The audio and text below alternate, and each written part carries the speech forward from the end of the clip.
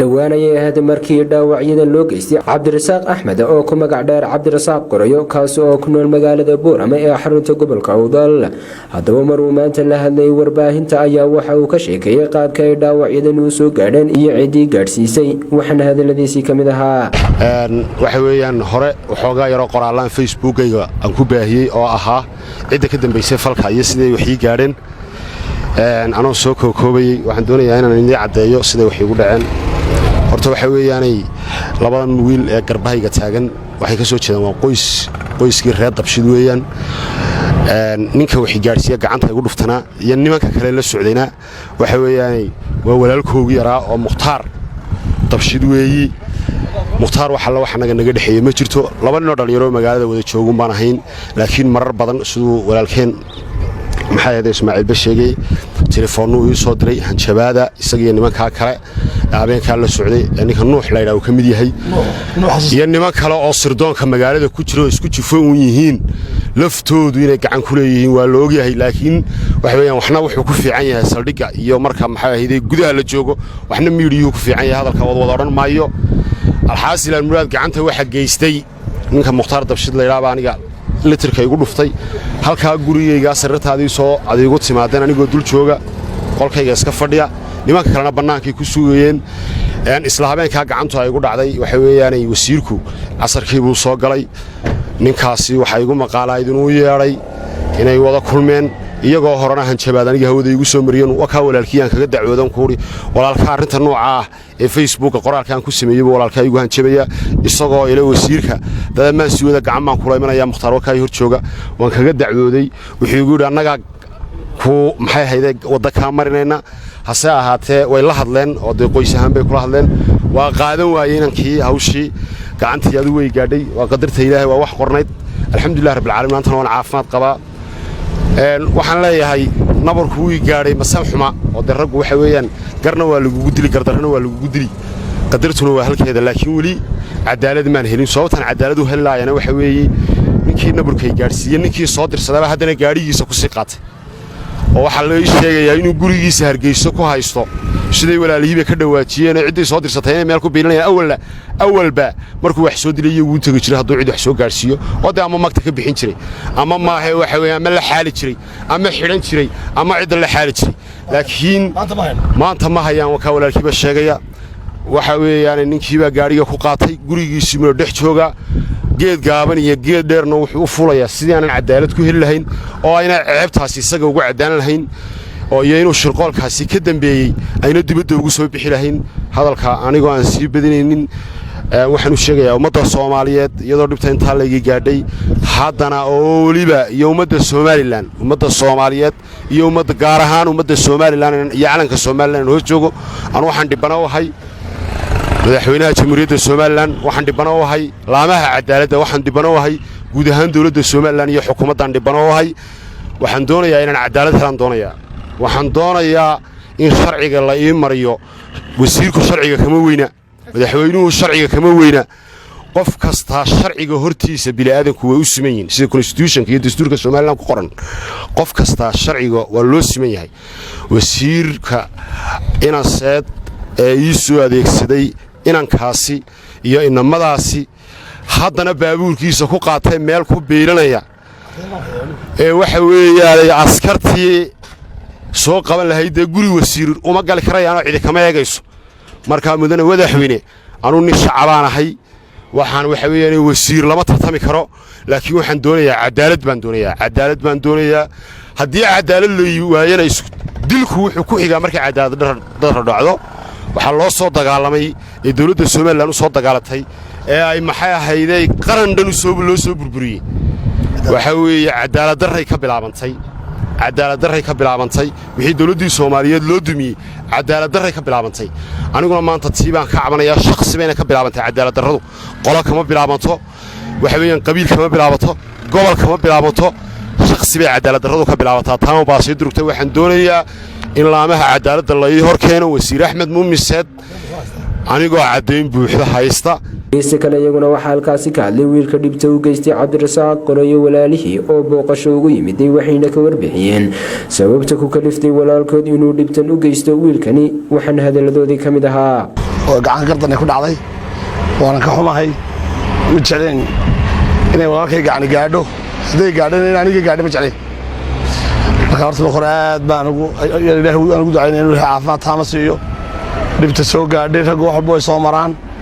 inuu caafimaad taama siiyaan boqol jeer ugu ducaynaya inuu caafimaad siiyo ilaahu caafimaadka u booqday baan leenahay nabarka soo gaadhay waa nabar weyn dhib weyn baa ku dhacday hadda waxaan taaganahay gurigiisa halka lagu dilay way waxa walaalkay lagu dilay waa shirqool cidda loo adeegsaday waxa kamid ah walaalkay iyo inaan kale waa la wada garanayaa waan ku baadi jirnaa soo qabashadooda hay'adaha amnigana waxaan faraynaa inay tallaabo ka qaadaan meel kasta ay ku arkaan annaguna waxaan ka gacan siinaynaa soo qabashadiisa waxaan aaminsanahay in la isticmaalay walaalkay isaga shakhsiyan cabdirasaaq wax ka dhexeeya ma ay jirin gacan baa ku jirta inaka dhaawacu gaadhay markaan wareystaan u yimiday wuxuu ii sheegay walaalkay in lagu isticmaalay wasiirka beeruhu waa nasiib dar aad baan u cambaaraynaynaa in wasiirka beeruhu isticmaalo inaan iga yaro walaalkay inuu u isticmaalayna kale oo miidiyaha wax ugu qorqoray annagu haddaan nahay reer dabshid waannu cambaaraynaynaa kuma jirno ka qayb ma nihin kuma lihin dilka ninkaana waan ka xunahay ee kuma faraxsanin cid kastoo ku lug leh hay'adaha dawladda waxaan faraynaa waxaan u sheegaynaa waxaan ka codsanaynaa inay tallaabo ka qaadaan annagu waan baadi goobaynaa mar alle markaan qabanno sharcigaannu keenaynaa aadna waan uga xunahay waxa gaadhay dawladdana waxaan leenahay waar idinkaa dawladee waa la qarsanayaa ninkee awal hadduu wax geysta annaga aan u bunnoo imanayay hadduu aniga iman waayo ismaaciil buu tegey cabdiwahaab buu tegey maxamed buu tegey dee ma ay dhicin waxaa ku calaamaa in la isticmaalay ciddii isticmaashay baa weli haysata kharash u diraysa meel ku xajinaysa intaa ninka dhaawicii ii sheegay waa wax runa waayo anigu iman lahaa oran lahaa war nin baa soo dilay dawladii ka bixi shirqool baa lagu dilay rag baa dilay nin iyo laba maaha waa rag la darsaday wey kuwa koox waxba warma ku cusub baa yimid hebel haddii la caayo hebelka caayo in la soo dilaa timid arrinkaasina waa arrin dee baaq dheer gaarsiinayna madaxweynaha iyo cid waleedna qusayso hadday taasi bilaabato isku duwaha la caaya ama dadka u layn doonaa waa arrin inagu cusub hebel baa maalin wax iga qoraya soo dila waa arrin adag annagu waxaan leenahay walaalkay iyo ka kale wax dilayba sharciga la keeno hay'adaha sharcigu ha qabtaan kan gacantaan ku hayaa dhaawaciisa gacantaan ku hayaa laakiin sharciyadda in laga taga ma rabo waxaan rabaa in walaalkay iyo ka kula jira iyo ka dambeeyey tallaabo laga qaado hadday nagu kalifaysa inaanu saxiixno dawladda in xabad lagu dhufto waa saxiixna waayo waxa maanta ninkaa gaadhay oo ku dhintay wax qof ku dhinta maaha hebel baad wax ka qortay cid kuma dhimato wuxuu caddaynayaa wuu inoo hor fadhiyaa imika inkastoo dhaawac weyn qabo wuxuu caddaynayaa iyadoo markhaatigii uu haysto tiraba dhowr qof in loo yimid oo la yidhi hebel baad caydaaye jooji gar loo qaaday dee mataqaanaa xitaa wixii uu qorayba uu ka saaray oo gacantaysa saareen heshiiyeen haddana halkii lagaga tegi waayey caddaynta isagaa haya annagu waxaan leenahay madaxweynaha waxaan gaarsiinaynaa war wasiirka isticmaalaya inan yar kharash yoodhaa hebel soo dil tallaabaha laga qaado kala dirimo walaalkay waxaan dawladda u sheegaynaa inay dawladdu shaqadeeda qabsato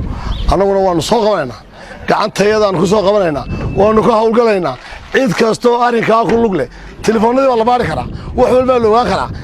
dhibbanihii baa hoos fadhiyaa dhibbanihii wuxuu leeyahay aduu imaa dilin waa laykaasoo isticmaalay buu leeyahy waa laykaasoo isticmaalay annagu waxaan cidda u soo isticmaashay walaalkayo ha la gaadho walaalkay ha la soo qabto aniguna waxaan diyaar u ahay meel alle meeshaan laygu sheegay waan tegayaa hadda hargeysta laygu sheegayaa waan baxayaa meel walba waan tegaynaa waan isqaybinaynaa waan ka hawlgalaynaa hay'adaha amnigana waxaanu sheegaynaa waar meeshaad ku agtaan ma soo qabta asalaamu calaykum horta marka koowaad ilaahay baa mahadle marka xiga kulankan maanta wuxuu daaran yahay booqashaan ugu nimidno walaalkayo cabdisaaq qorayo oo ay gacan ka xaq daran ay dhaawac xun gaadhsiisay aad baan uga xunnahay waa maalin jimcaha ilaahay waxaan uga baraynaa inuu ilaahay caafimaad taama ugu deeqo intaa markaan ka imaado cabdirasaaq anu waxaan ka mid ahaa raggii uu maalintii uu la soo hadlayba ka mid ahaa soo qaraacay wuxuu igu yidhi wasiirka beeraha ayaa ii soo adeegsanay inamo reerka markaa ismaaciilow arrintaa wax igala qabo waaye baan idhi anigiyo nin abtigaya deeto in arrintii inaan dhex galnaan isku daynay waxaan u soo gaadhnay waniyo adigu wasiirka beeraha haddii wax laga sheegay haddaan wax laga sheegin alla wax kaa galay ma jiraan ee waxaa dhici kartaa labada qof is qabtaan si ay u kala baxaan bay leeyihin faraha kala baxa waayo annagu wax dhibaato ama howlana dhex taala aniga iyo cabdirasaaq iyo guud ahaan reer Garoyaba haba yaraatay ma jirto waxaan walaaltinimo ahayn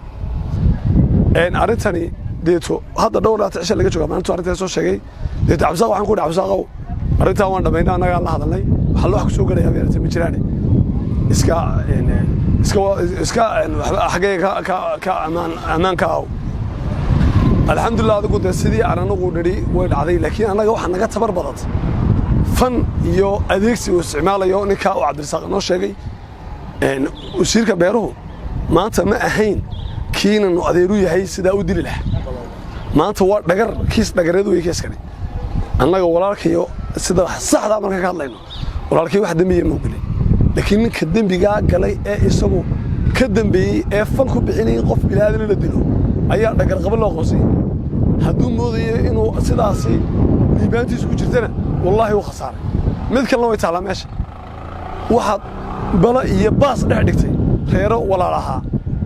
ilaahay waxaan kuma naqaynaa cabdirasaaq Garoyo reerku ka soo jeedayba inay ka maqli waayeen balaayadaada oo dhabarkooga yeesheen oo adkeys yeesheen annagu wanaga maanta oo nimanday walaalkii raaligin ugu nimanday ducaa ugu nimanday uma nimanay haddaan nagu kiisiya dhagar ka galnay dhagar qaba waa adiga way waxaan ku sheegayaa balaayada aad umada ka dhex raadinayso inuu ilaahay meel kale ka sii adiga ilaahayna caafimaad doonka dhibaato gaadhay walaalkayo waa jirkayga waa dhiigaygi waan jecelnahay sida xune wax u dhaceen anagu laakiin kuma garab joogno sharciga iyo cadaaladda in la mariyana anaga garab joogno inaanu soo qabanno oo keeno sharciga marna anaga jecel laakiin ayaan darada ugu weyn waxa weey qof dhan oo ummad dhan wasiir u ah oo xukuumad dhan ku jira inuu maanta ku dhaqmo daahir cala soo sheekadiisa waa ayaan darada weyn irsaaq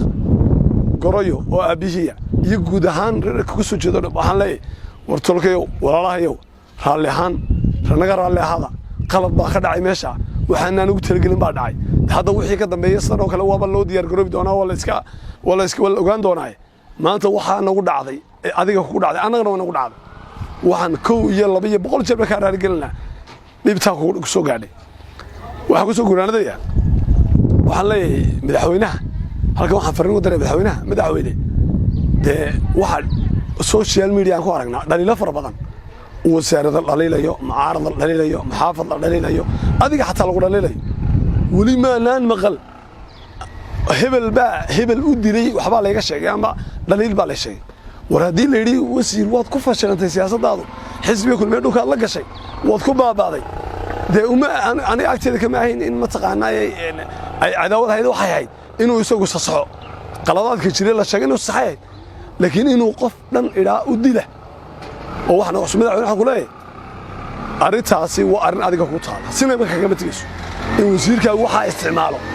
qofka xilka u dhibay waxa isticmaalo waa arrin adiga ku taala weey waxaan ka warsugaynaa adiga laftiga waanagoo hay'ad cadaaladda si guud ugu warsugaynaa waxa arrintaasi inay waanuna ka caawinayna hawsheeda gacan talaabadeeda ka qaadaan adigana waxaan ka sugaynaa jawaabtaada iyo kaalintaad ka qaadataa dilan cabdirasaaq horta waa xubin ka mid ah gudida siyaasadda beesha habar cafaan waana uu gudoomiye hogayahay axmed muumin soodo inaanad ka teetil sarreenin horta halka ku ogow midna waxaan doonayaa inaan xasuusiyo madaxweyne Muuse Bixi Jamaal Cabdinaasir khalad caynkan oo kale oo gurigiisa soo galay oo inanku sodoga uu ahaa soo galay wuxuu la tiigsaday sharciga inta la qaaday baa ninkii fooq laga soo tuuray khaladkii uu qaranka ka galay tanna waa dil taa waxaan leeyahay madaxweynuhu qoraal aan ku qoray geeska Afrika 2019 waxaan madaxweynaha Soomaaliland madaxda caalamka ninba waxbuu kaga dayday ilaalinta sharciga ayaan u soo qaatay tusaale inuu Jamaal Cabdinaasir kaga dayday waxa kale uu sheegay Axmed Muumin Seed madaxweynaha dhan ee ku dirtay ma ogtahay inuu isaga laftiisu warbaahinta ka yiri wixii dhaliila aan leeyahay cidna ayaan loo qarin warbaahinta idaacadda iyo TV-ga qaranka Soomaaliland laga sheego adiguna inaan aad wasiir u tahay ayaad maanta damacday inaad madaxiisa naftiisa ku goysood ku aamusiiso waxa kaloo aan leeyahay haddii aan annagu nahay dadku si guud arrinkan u taabanayo damqasha naga haysa waanu ka xunnahay wuuna dhibayaa wuuna taabanayaa waxaanan leenahay ilaahay marka koowaad nabar gardarraha uga dhigo taa markaan ka imaado waxaan leeyahay arrinka cabdirasaaq arrin beelnimo iyo si kale wax lagu xalliyo wuu ka duwan yahay arrin ay guddiyadayada kala duwan kuwa horumarinta iyo kuwa siyaasadda iyo kuwa dhaqankuba uu suldaanku kow ka yahay arrin ay ka hadli doonaan weeyi arrinuu aayaru intuu habeen madow qof la soo diro habeen madow magaalada lagala baxo ku dhammaanaya ku bilaabmaya inaanu hayn waxaanse maanta aan ka jeclayn axmed muumin seedow halkaad shirqoolka iyo dilkaaad kaga dhaqaaqday adiga oo guul ka soo hooya guulihii xisbiga kulmiye iyo hawshii qaranka laguu diray annagu khaladkaaga addeeci mayno khaladkaagana raaci mayno way jirta hadda ka hor qoraalo waxaad qabatay aanu ku tilmaami jirnay hase haatee maanta adaa gacantaada isku gowracay Sikariya Cabdi Shaafaar Sikariya Saxane magaalada Boorama